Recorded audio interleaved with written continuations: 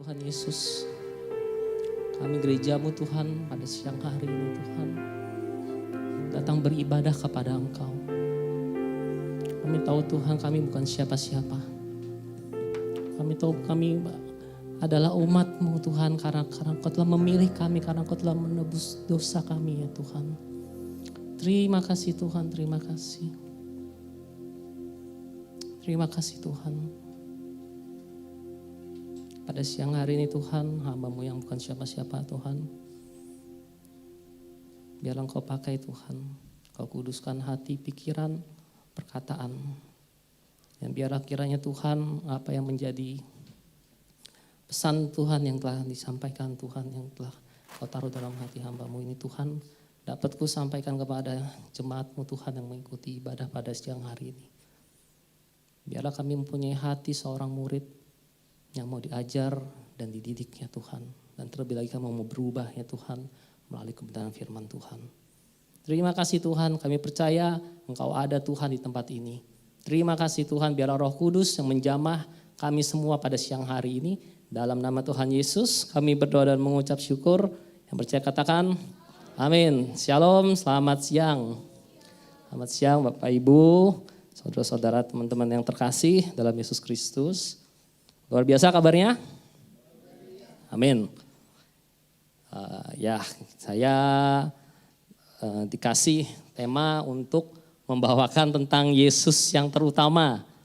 Nah, kalau Yesus yang terutama ini benarkah menjadi slogan doang atau benar-benar kita hidupi, Bapak Ibu?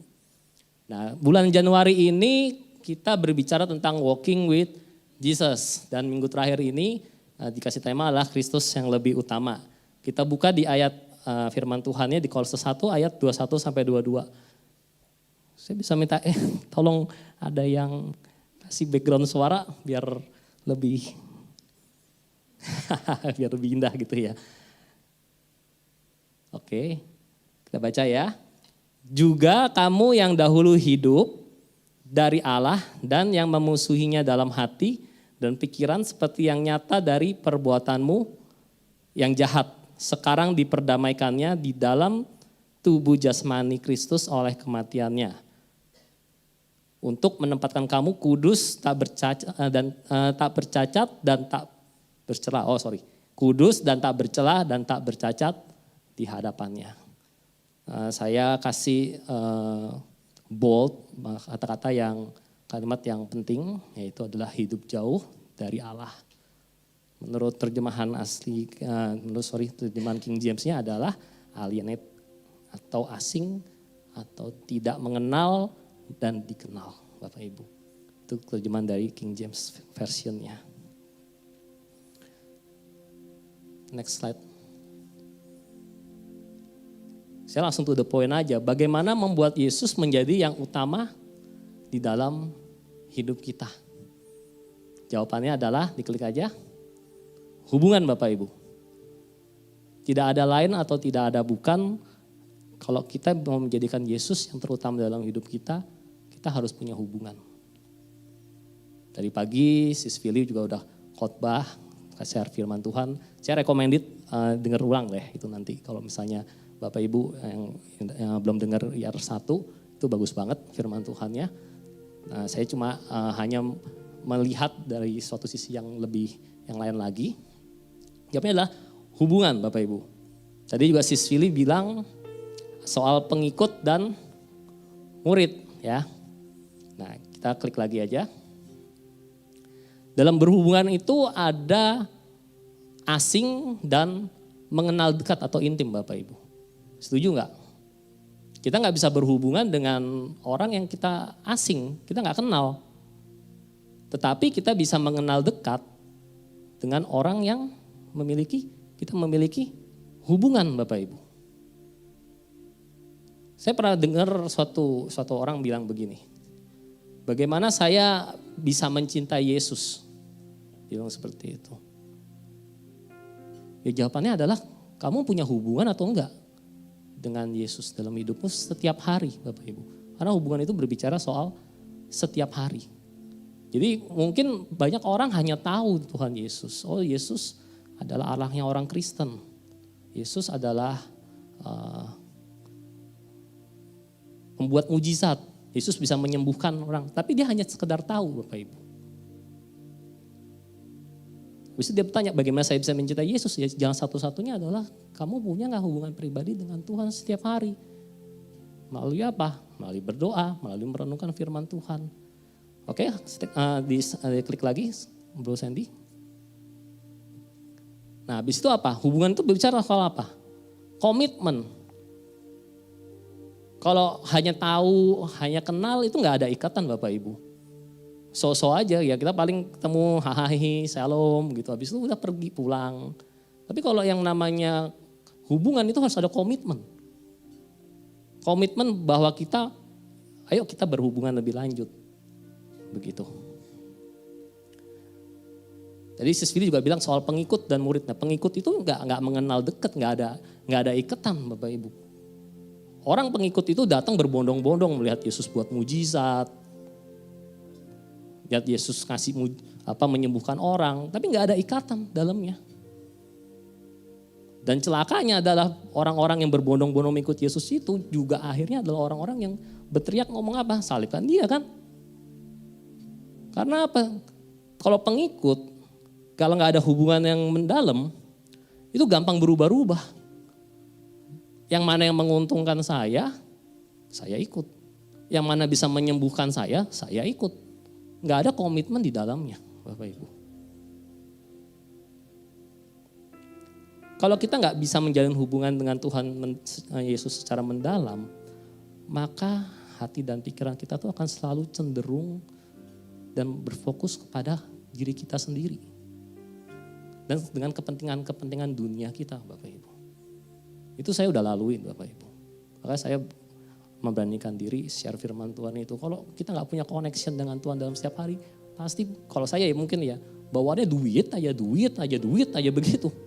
Bagaimana saya bisa mencukupkan kebutuhan saya, bagaimana saya bisa beli anak ini, bagaimana saya bisa menambah aset, cuan gitu urusannya. Karena apa? Hubungan saya nggak saya bangun. Mungkin saya tahu, saya kenal Kristus, saya bertobat Bapak Ibu. Dari sejak kecil, ya, Bapak Ibu tahu lah latar belakang saya di gereja juga udah berapa lama. Dari orok juga saya udah jadi Kristen. Tapi gak ada suatu perubahan kalau misalnya karena kita nggak membangun hubungan setiap hari Bapak Ibu. Firman Tuhan, ya bukannya nggak ngerti lah, tahu. Bahkan juga saya share firman Tuhan begitu. Tapi balik lagi, itu it's a job, it's pelayanan. Tapi memiliki hubungan itu suatu hal yang berbeda lagi. Waktu saya kena suatu masalah, mentor rohani saya tanya begini, bagaimana hubungan kamu dengan Tuhan? Aku pelayanan loh C, aku tetap pelayanan, aku tetap main musik, aku tetap begini-begini, jadwalku cukup padat. Loh, aku gak nanya pelayanan kamu, dia bilang. Aku tanya hubungan kamu dengan Tuhan bagaimana setiap hari. Saya gak bisa jawab Bapak Ibu. Benar saya melatih diri saya untuk bangun pagi setiap hari. Jam 5 pagi saya berdoa nyembah Tuhan. Tapi apakah itu juga menjamin? Belum tentu juga. Mungkin itu hanya sekedar aktivitas. Tapi hubungan itu ngomong soal relationship yang mendalam. Selama hubungan kita cuma hanya sebatas tahu, mengikut Yesus, kenal-kenalan aja, kita gak akan pernah bisa merasakan dan mengerti loh. Kita gak bisa mengerti bagaimana Tuhan berpikir, bagaimana Tuhan merasa, bagaimana Tuhan melihat, itu gak bisa Bapak Ibu. Kalau gak ada hubungan mendalam, semua cuma, Alkitab ini cuma teori aja jadinya. Bro, sama sis sini. Bro Ferdi dan sis Lea.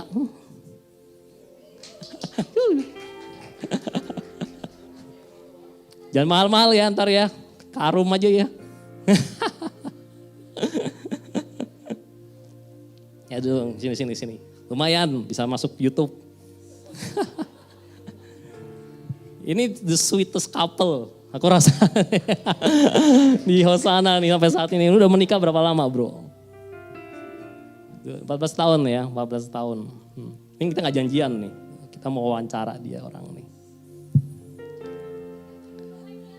Oh iya perlu. Betul. Karena gak masuk ya.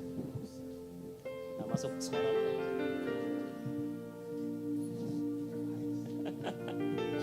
Oh, menjadi PKS juga nih. Sekarang aku mau nanya, dulu bagaimana caranya lu bisa kenal Lea? Secara singkat aja ya, karena waktunya nggak ini. Kenalin, oke.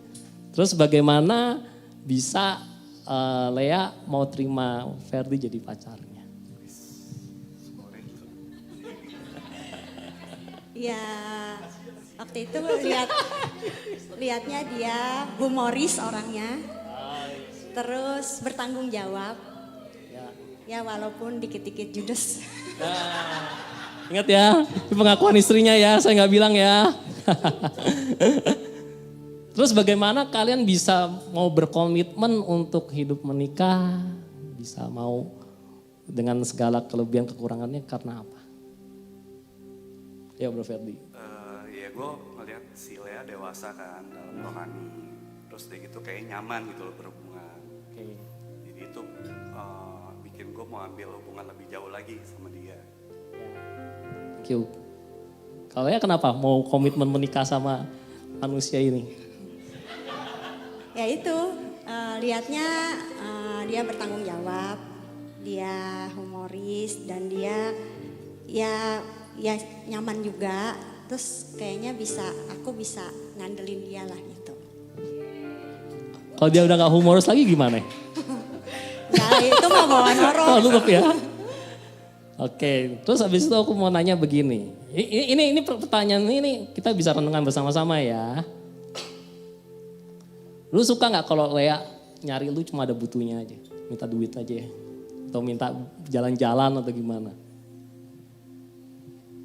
Gak pernah ngerasain itu sih. Istri yang baik ya. Ada sebaliknya deh kalau gitu deh. Lea suka gak kalau Ferdi datang ke lu cuma ada maunya aja? Ya enggak lah. Enggak ya. Oke, terus habis itu setelah menikah selama 14 tahun, ngerti nggak Lea sukanya apa? Tahu bahasa kasih ya? Nggak, sukanya makan apa? Sukanya nonton film apa? Tahu ya? Tahu. Tahu juga ya? Oke, terus habis itu setelah Ferdi sama Lea menikah, apakah mau bertindak semau-maunya sendiri nih? Menurut lu gimana? Iya nggak bisa lah. Nggak bisa ya? Harus ada sepakat dari dia juga. Oh, jadi kalau lu mau beli barang, beli apa, lu mesti tanya dia dulu ya? Biasanya iya. Iya, iya. Keren. Le, gimana? Sama ya? Terus pertanyaan agak sweet. Podcast apa nih? Ayo, setelah menikah, lu mau gak nyakitin hatinya dia? Melakukan suatu hal yang membuat hatinya Lea sakit, kecewa sama lu? Ya enggak sih. Enggak ya? Kenapa? Ya karena nggak enak hubungannya kalau dulu gitu kan. Nggak nyaman. Nggak nyaman ya? Terus juga damai sejahtera juga hilang kan. Ya. Le, lu mau gak nyakitin hatinya Ferdi, lakuin hal-hal yang membuat dia, lu tahu dia gak suka ini malah lu lakuin begitu. Kalau yang sengaja sih pasti nggak mau. Ya. Ya kalau nggak sengaja ya nggak tahu. Hilaf. Siap. Terus terakhir nih, setelah menikah 14 tahun, lu mau gak rela berkorban buat dia? Ya mau lah. Berkorban, lu apa namanya, walaupun dia lagi dalam kondisi sakit, lu layanin dia, mau? Mau. Ya, oke. Terima kasih buat sweetest couple in Hosan. Thank you ya bro, sis, thank you. Bapak Ibu menanggap gak maksudnya kenapa saya coba introduce seperti itu? Tanggap gak? Begitu juga hubungan kita dengan Tuhan Bapak Ibu. Kita mau ngomong berteori bagaimanapun, kita mau tahu satu Alkitab ini luar dalam. Tapi kalau kita gak punya hubungan yang namanya kasih dengan Tuhan tuh gak bisa. Semua itu gak bisa. Kita akan cuma hanya melakukan aktivitas agamawi Bapak Ibu. Mau itu pelayanan, mau itu apapun juga yang kegiatan itu cuma hanya agamawi kalau kita nggak punya hubungan yang dalam dengan Tuhan. Dan kuncinya adalah mau nggak kita itu hidup berkomitmen, hidup bersama dengan Tuhan, Bapak Ibu. Komitmen, ada komitmen saya menikah dengan Ferdi nih ngomong gini, saya menikah dengan kamu menjadi istriku. Saya bilang menikah dengan Ferdi menjadi suamiku. Itu ada suatu komitmen yang diucapkan, perjanjian. Kita juga harus begitu Bapak Ibu dengan Tuhan. Saya pada saat saya menerima Tuhan Yesus, saya mau komitmen hidup berjalan bersama dengan Tuhan. Bukan berjalan dengan dewa yang lain atau dengan Tuhan yang lain. Saya pernah lihat satu hamba Tuhan, aku sharing, dia hebat, punya karunia di penyembuhan Bapak Ibu. Dipanggil orangnya, kamu kesini katanya. Habis itu didoain sama dia, kayak kakinya sakit waktu itu. Saya lihat sih, maksudnya dia pakai celana pendek, melepuh kakinya. Aduh jalannya juga susah, habis itu didoain sama dia cepet. Habis itu Roh Kudus bekerja, dia bisa jalan dengan baik lagi. Wah, semua orang tepuk tangan.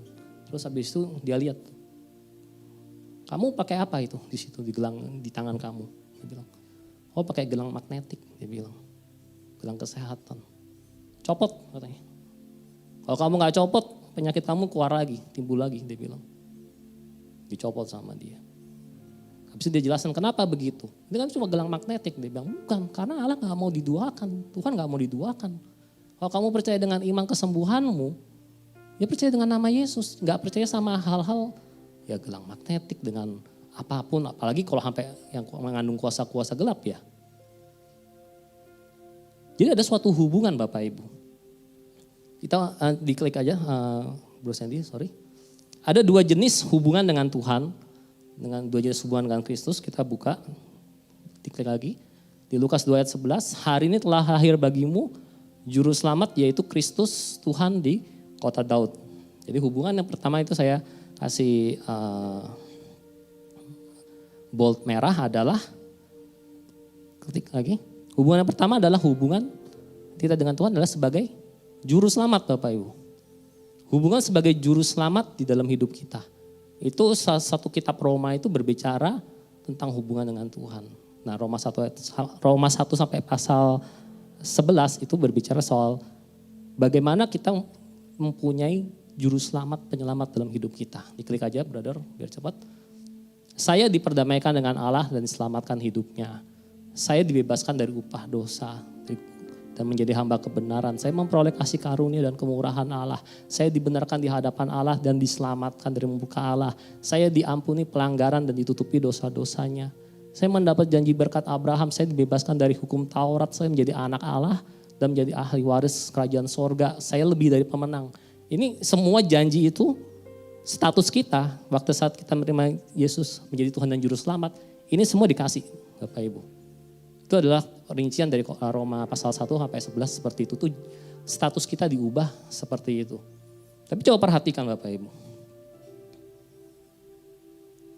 Semua kata di depannya adalah kata saya Bapak Ibu. Karena memang pengorbanan Kristus di kayu salib itu mengandung kuasa yang luar biasa. Kalau kita merenungkan setiap hari perenungan salib Kristus, itu powerful banget Bapak Ibu. Dan rugi kalau sebagai anak-anak Tuhan kita nggak bisa menggunakan kuasa dari salib Kristus itu. Karena status kita itu benar-benar sudah dirubah. Tetelestai, sudah selesai. Semua kutuk dosa kita, semua penyakit kita, semua masalah hidup kita itu semua sudah ditanggung oleh Tuhan Yesus di kayu salib. Tapi perhatikan pada saat hubungan kita setak, hanya menganggap Tuhan itu sebagai penyelamat hidup kita nggak bisa punya relationship yang lebih dalam Bapak Ibu. Karena apa? Semua fokusnya ke saya. Saya. Jadi itu ada baru satu sisi pada saat kita bilang bahwa Yesus itu adalah sebagai penyelamat dalam hidupku. Itu tidak bisa mendalam.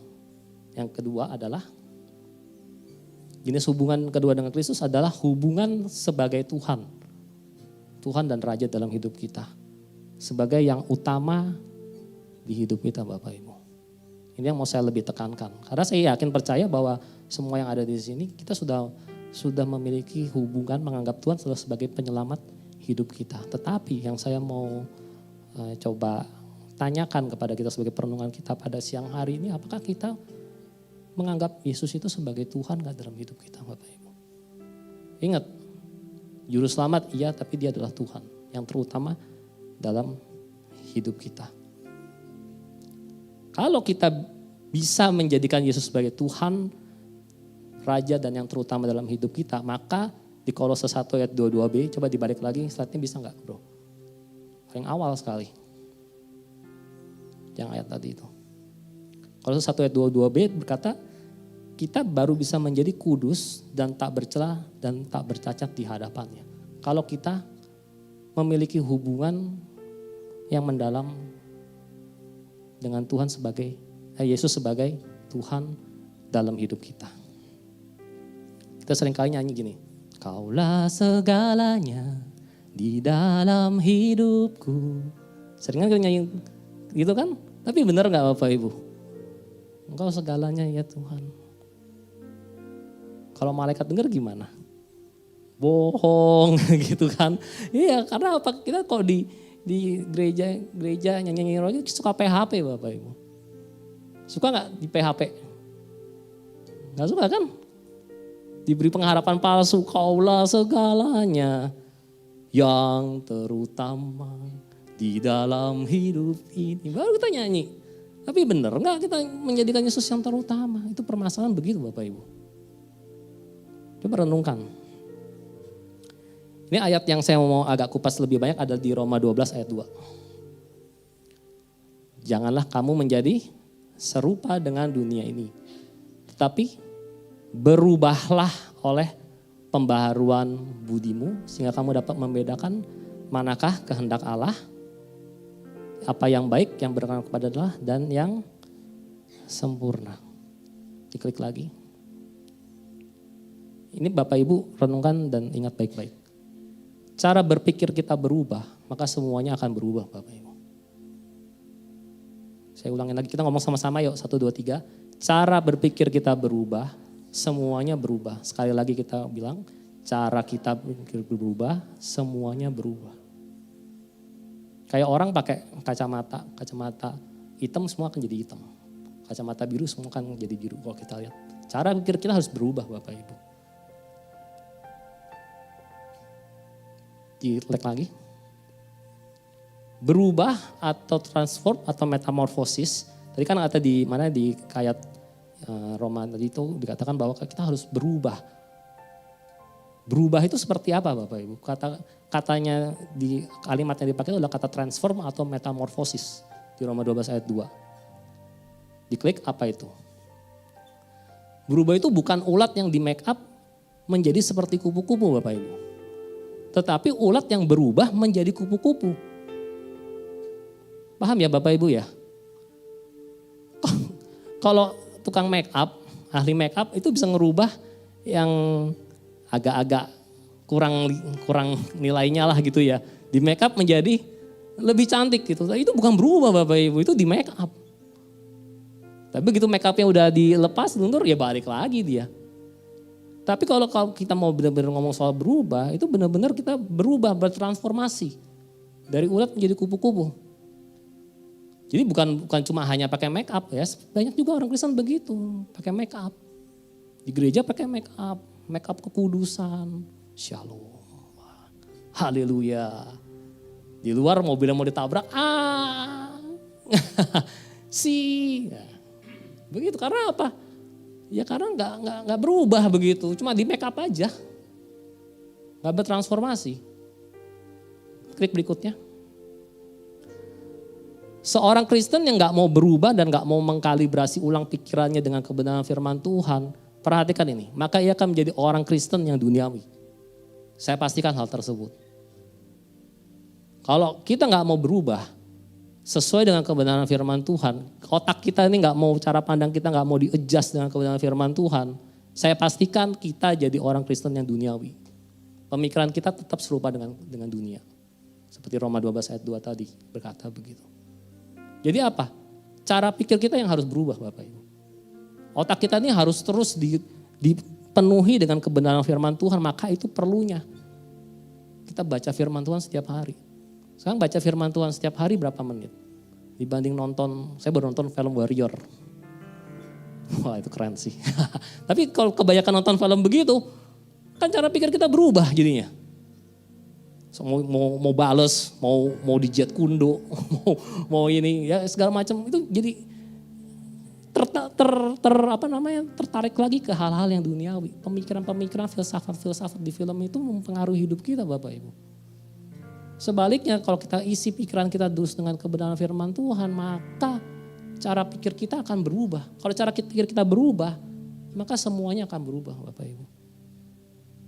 Mentor rohani saya juga pernah bilang begini, kamu berubah di dalam, kamu akan berubah di luar.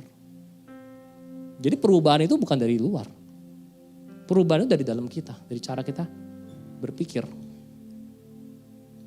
Apakah cara berpikir kita hanya mau menjadikan Yesus sebagai juru selamat aja Bapak Ibu? Mentok sampai di situ aja. Yesus penyembuh, Yesus menanggung dosaku, tidak ada lagi penghakiman. Kalau Bapak Ibu dan saya juga hanya berkutat terbatas sampai Yesus hanya sebagai juru selamat. Percaya Bapak Ibu, kita akan menjadi orang Kristen yang duniawi. Karena gak menganggap Yesus sebagai Tuhan yang utama dalam hidup kita. Diklik lagi. Cara paling gampangnya mengevaluasi gampang. Saya 1 tahun yang lalu dengan saya yang sekarang, apakah ada perubahan yang nyata dalam karakter saya atau masih sama-sama aja Bapak Ibu? Ini bukan di make up ya. Kalau di make up itu bisa kayak orang, kalau lagi moodnya baik jadi baik. Ngomongnya jadi sopan. Tapi kalau lagi ada kena masalah, ada yang ngeselin, omongannya langsung jadi kasar lagi. Itu memang proses Bapak Ibu. Tetapi balik-balik lagi apakah kita itu mau berubah atau enggak? Bagaimana dengan segala hal yang kita bilang selama ini di dalam gereja? Yang terutama di dalam hidup ini. Terus Jesus at the center of our life. Gitu kan, bener gak? Kalau cuma slogan nyanyian ya gak bisa Bapak Ibu. Gak ada perubahan nyata. Evaluasi gampang aja. Setahun yang lalu saya ngomong masih kasar gak? Saya masih suka maki-maki orang gak? Sekarang bagaimana? Setahun yang lalu saya malas baca Alkitab. 5 tahun yang lalu saya baca Alkitab juga setiap hari. Hari ini gimana? Saya juga masih malas baca Alkitab. Ya artinya lu gak berubah coy. Bapak Ibu gak benar, gak bisa Bapak Ibu. Kok cuma hanya ngandelin Yesus sebagai juru selamat, Yesus sebagai juru selamat. Yesus sebagai sumber berkat, gak ada bedanya sama dengan agama lain di dunia. Gak menjadikan Tuhan menjadi sesuatu yang utama. Next lagi. Hal yang membuat orang berubah, ini saya ambil dari cerita anak yang terhilang itu ada 4 hal Bapak Ibu. Ini saya agak khotbah, agak pengajaran. Karena ini memang suatu topik yang sangat penting menurut saya. Karena seperti saya bilang tadi, kalau cara kita berpikir gak berubah, semuanya gak berubah. Kalau cara kita berpikir berubah, maka semuanya berubah. Ada 4 hal yang membuat orang itu berubah. Diklik bisa? Ada kebutuhan dan keinginan Bapak Ibu. Keadaan yang gak sesuai harapan, tuntutan kehidupan, cinta, cita-cita. Kemauan orang untuk memperbaiki hidup ke arah yang lebih baik. Sama seperti cerita anak yang hilang itu, pertama disebutkan apa? Bapak minta warisan saya mau ke negeri seberang untuk berdagang. Ada suatu keinginan. Selanjutnya cepat aja, yang kedua adalah ini. Masalah Bapak Ibu. Kalau kita belum dapat masalah, jarang kita mau berubah. Masalah itu seringkali itu kalau yang masih bisa dihandle ecek-ecek dengan kekuatan kita, kecil lah, bisa lah, kita gak bisa berubah. Tapi pada saat kita menemui masalah di mana kita gak bisa men-solve-nya, menyelesaikannya, itulah ada poin di mana Tuhan mau mengubah hidup kita. Dan kebanyakan adalah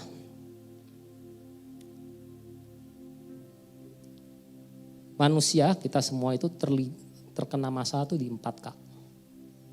4 pilar kehidupan, yaitu apa? 1 kerohanian, 2 keuangan, 3 keluarga, 4 kesehatan Bapak Ibu. Saya ulangin lagi nih, kita kebanyakan setiap manusia itu terlibat dalam masalah 4 ini. 1 kerohanian kita, 2 keuangan kita, 3 keluarga kita, dan 4 kesehatan kita. Itu. Jangan sampai kita itu dibuat sangat bermasalah dengan 4K itu sehingga hidup kita kayak neraka Bapak Ibu. Morat-marit. Mungkin ada orang yang menang di soal kerohanian, tetapi dia kalah di dalam keuangan. Terlibat banyak pinjol, kartu kredit. Serem Bapak Ibu. Saya baru ikut suatu kelompok komsel gitu, kita saling sharing itu serem Bapak Ibu. Orang kalau udah kelibet utang pinjol itu udah kayak orang diteror, mau mati bener-bener. Dijelek-jelekan nama kita. Mau pengkhotbah, mau pendeta, hamba Tuhan, kalau hancur dikena di keuangan ini, wah setengah mati. Belum lagi soal keluarga. Anak-anak mulai gede, mulai berontak, gak bisa diatur, mau-maunya sendiri, hubungan rusak. Belum lagi soal kesehatan. Kita waktu masih muda enak aja makan semua. Ini saya udah umur 45, udah berasa Bapak Ibu gak bisa makan banyak. Dan saya juga udah mulai membatasi diri saya. Karena saya gak mau terlibat masalah nanti. Soal kesehatan. Olahraga, kesehatan penting. Saya baru sakit. Tapi saya ngomong sama diri saya. Dalam nama Yesus, tubuh saya bait Roh Kudus. Saya mau pelayanan. Itu penyakit flu apa segala macam dalam nama Yesus pergi. Pergi Bapak Ibu. Karena apa? Saya punya kuasa untuk melakukan hal tersebut. Saya pelayanan akhirnya. Walaupun dengan tubuh yang gak enak. Tapi itulah yang saya bilang itu adalah 4K tersebut. Terus ketiga adalah keputusan. Setelah mengalami masalah yang gak menemukan solusi, biasanya ada 2 keputusan yang diambil. Kita mau semakin dekat kepada Tuhan atau malah makin menjauh dari Tuhan Bapak Ibu. Dan yang di sini di tingkat ketiga keputusan itu adalah kesadaran bahwa saya perlu berubah Bapak Ibu. Saya gak bisa begini-begini aja nih. Saya gak bisa terikat hutang yang menggunung. Saya gak bisa cuma hanya berserah dengan penyakit saya. Saya gak bisa dengan keluarga saya yang mulai broken.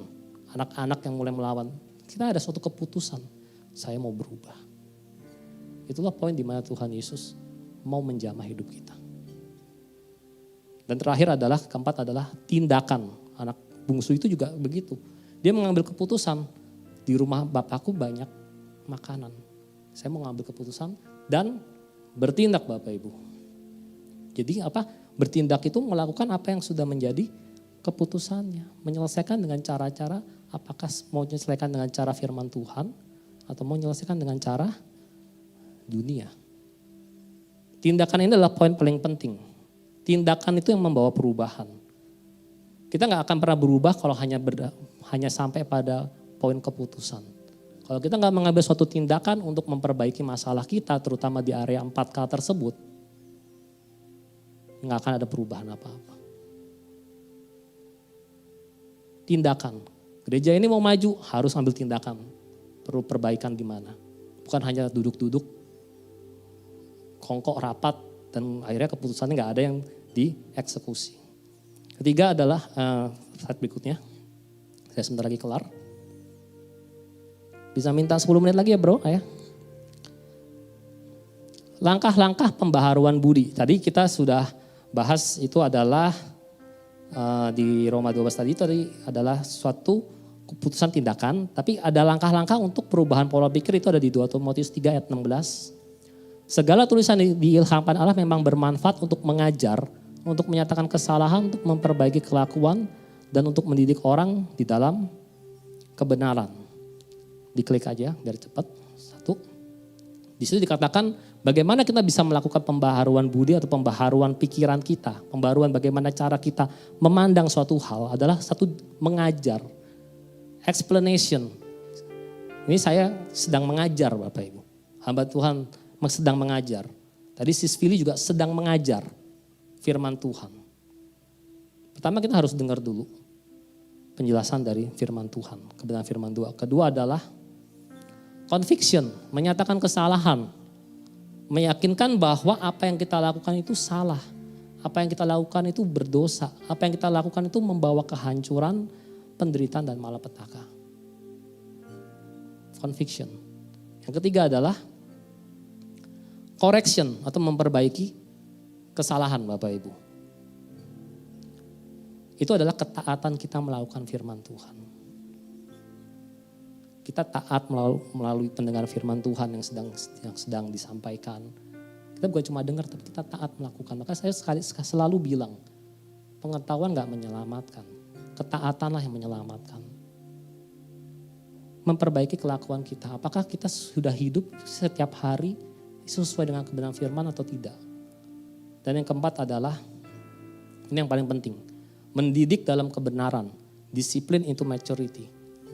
Percaya Bapak Ibu, kalau tidak ada disiplin, tidak akan pernah ada kedewasaan rohani.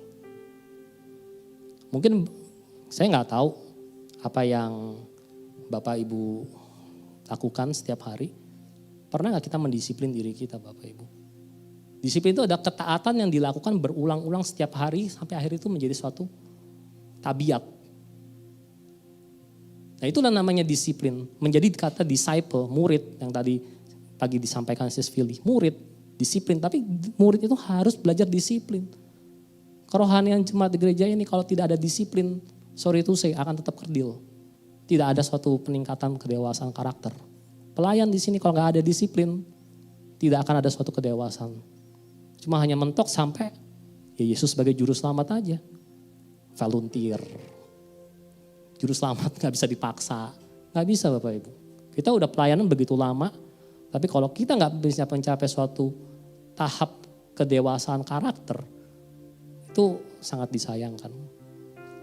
Perlu karena katanya disiplin, discipleship. Saya berharap gereja kita di tahun 2024 di pengusaha mendatang itu menekankan discipleship. Pemuritan. Karena itu benar-benar suatu hal yang membawa jemaat dan pelayan menjadi bertumbuh. Lebih dewasa dalam karakter Kristus. Oke?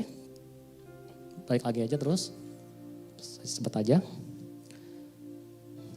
Bagaimana proses perubahan, transformasi, metamorfosis itu? Old self kita, itu diklik aja. Ada tadi seperti saya jelaskan bahwa ada explanation dan conviction. Semua hamba-hamba Tuhan yang berdiri di mimbar ini, itu mengajar dan meyakinkan saudara Bapak Ibu. Termasuk saya pada saat ini. Mengajar Bapak Ibu untuk bagaimana kita hidup sesuai dengan kebenaran firman Tuhan. Saya meyakinkan Bapak Ibu, kalau Bapak Ibu gak baca firman Tuhan setiap hari, maka akan punya hubungan dengan Tuhan. Saya meyakinkan, sedang meyakinkan. Kalau Bapak Ibu gak dimuridkan, Bapak Ibu tidak akan mencapai suatu karakter yang dewasa dalam Kristus. Saya sedang meyakinkan Bapak Ibu. Terus diklik.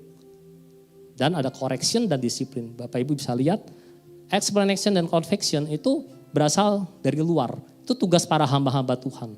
Tugasnya Pak Gembala, tugasnya PKS.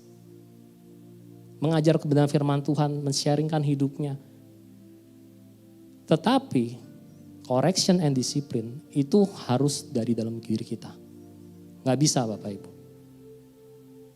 Tugas kita sebagai gereja, penyelenggara gereja kita ini, gereja Tuhan di Hosana ini, hanya bisa sampai explanation dan conviction.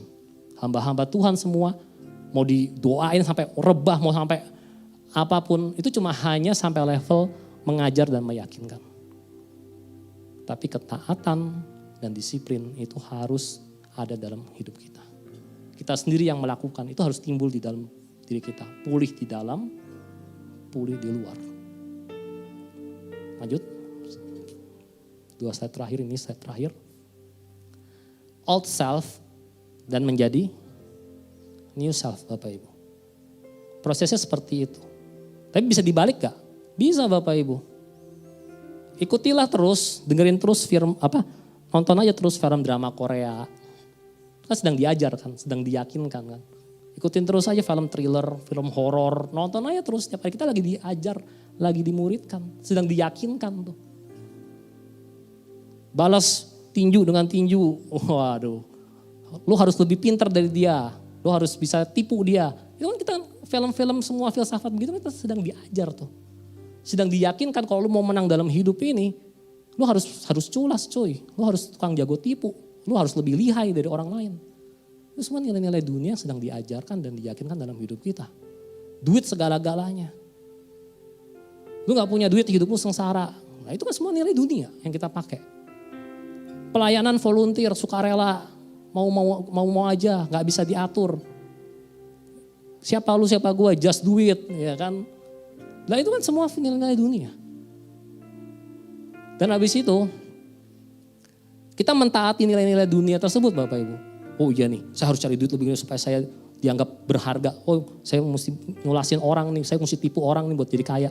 Itu kan kita taat kepada kebenaran itu kan. Dan habis itu kita lakukan setiap hari berulang-ulang. Sampai itu jadi tabiat kita. Oh si Julius tukang tipu. Oh si Julius tukang ngomong doang. Oh si Julius nggak bertanggung jawab. Karena apa? Yang kita masukkan, yang kita ajarkan kepada diri kita itu bukan firman Tuhan. Kita taat kepada nilai dunia dan mengulanginya hal tersebut dalam kehidupan kita setiap hari. Sampai itu menjadi suatu tabiat dalam hidup kita. Saya undang teman-teman PAW. Dan 1 Yohanes 2:17 berkata bahwa dunia ini sedang lenyap dengan keinginannya. Tapi orang yang melakukan kehendak Allah tetap hidup selama-lamanya. Bapak Ibu mau lenyap gak dengan dunia ini? Atau mau hidup di surga? Kita bertemu di kekekalan. Kalau Bapak Ibu mau lenyap dengan dunia ini, silahkan menjadi orang Kristen yang duniawi.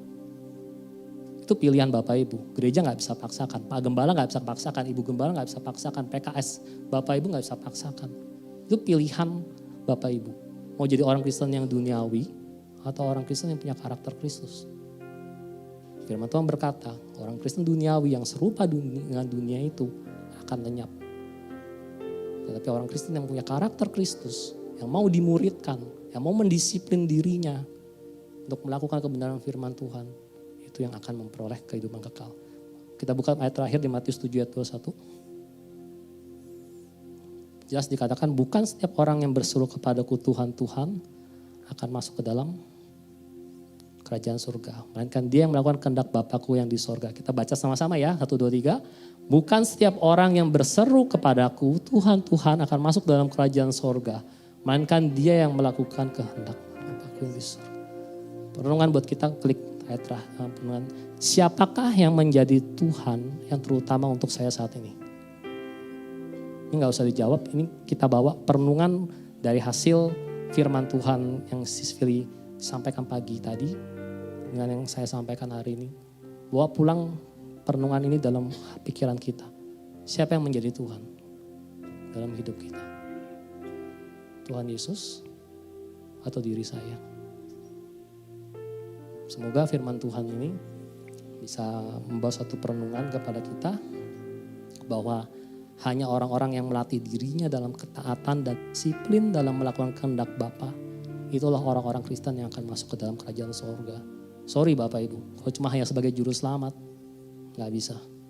Kita akan hanyut, kita akan lenyap dengan dunia ini. Tapi kalau kita berkomitmen pada siang hari ini, saya mau menjadikan Yesus yang utama dalam hidup saya. Biar dia yang makin besar, saya yang semakin kecil. Barulah kita bisa masuk dalam kerajaan surga. Itu kingdom value Bapak Ibu. Bukan suatu hal yang bisa ditawar-tawar. Itu kebenaran firman Tuhan. Amin. Kau semakin bertambah, semakin bertambah, ku semakin berkurang. Tenggelam di dalam kemuliaan-Mu, Kau semakin bertambah. Amin. Memikul salibku di setiap waktu, biar kebenaran jadi semakin nyata dalamku. Kau semakin bertambah.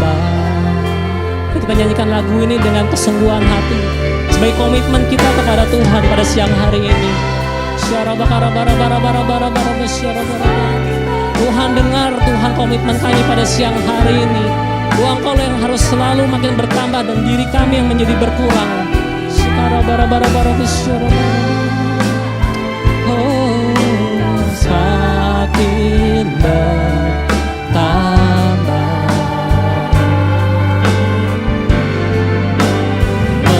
memikul salibku di setiap waktu, biar kebenaran jadi semakin nyata dalamku.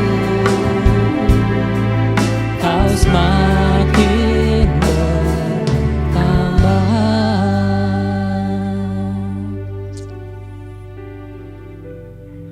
Tuhan, nyanyian ini bukan sekedar nyanyian yang hanya saya nyanyikan. Papa dengar doa para umat-Mu Tuhan, anak-anak-Mu di tempat ini Tuhan. Biar Engkau menjadi semakin bertambah dalam hidup kami. Biar aku semakin hari semakin kecil, semakin berkurang. Dan aku mau menjadikan Engkau Tuhan dalam hidupku. Menjadi hal yang utama dalam hidupku.